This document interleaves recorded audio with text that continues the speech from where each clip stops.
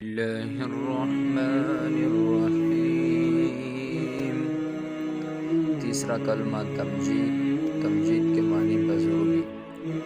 سبحان اللہ والحمد للہ ولا الہ الا اللہ واللہ اکبر ولا حول ولا قوة إلا بالله العلی العظیم۔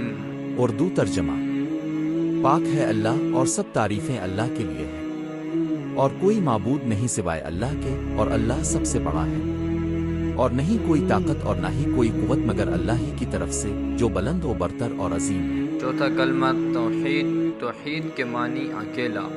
لا الہ الا اللہ وحدہ لا شریک لہ لہ الملک ولہ الحمد یحیی ویمیت وہو حی لا یموت ابدا ابدا ذو الجلال والاکرام بیدہ الخیر وَهُوَ عَلَى كُلِّ شَيْءٍ قَدِيرٌ۔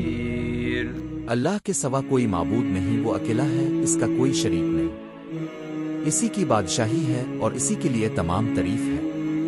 وہی زندہ کرتا ہے اور وہی موت دیتا ہے، اور وہ زندہ ہے جو کبھی نہیں مرے گا۔